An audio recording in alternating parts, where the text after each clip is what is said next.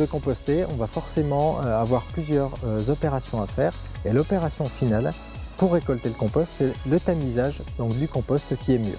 Donc on a besoin d'un peu de matériel, on a besoin d'une pelle, d'un tamis. On peut tout à fait se servir d'une cagette de marché en plastique avec une maille d'environ 1 cm. Et puis forcément une bâche pour travailler proprement. Et bien sûr, on a besoin du compost qui est à tamiser. Le tamisage est une opération que l'on peut faire aisément seul. On va prendre donc le compost qui est à tamiser et puis on va le verser dans la cagette. Et puis on va faire un mouvement de va-et-vient avec la cagette pour que les éléments fins puissent passer à travers la maille. Les éléments qu'on récupère dans la cagette sont les éléments grossiers qui ne sont pas encore compostés. Donc on va pouvoir les remettre dans notre composteur.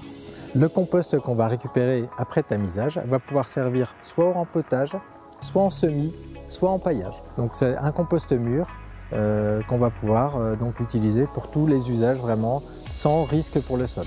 C'est une formation qui est très intéressante.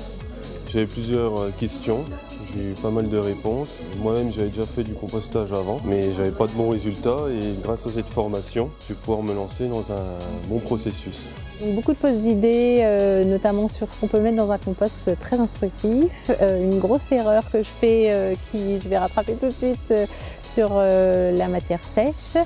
Et puis toujours voilà, pas mal d'échanges, partage de bonnes pratiques, donc ça c'est vraiment très sympa. J'ai appris beaucoup de choses en fait au final. Le tamisage en fait, c'est une chose que j'ai pas encore pratiquée puisque je viens de commencer le compostage. C'est assez simple en fait. Un conseil qu'on peut donner aux personnes qui veulent se lancer dans le compostage, c'est de se rapprocher de leur collectivité. La plupart, vraiment la plupart, ont mis en place des opérations de compostage individuel et il y a en règle générale des personnes qui sont formées, qui vont pouvoir donner quand même un premier niveau d'information qui peut être suffisant quand on veut se lancer dans le compostage.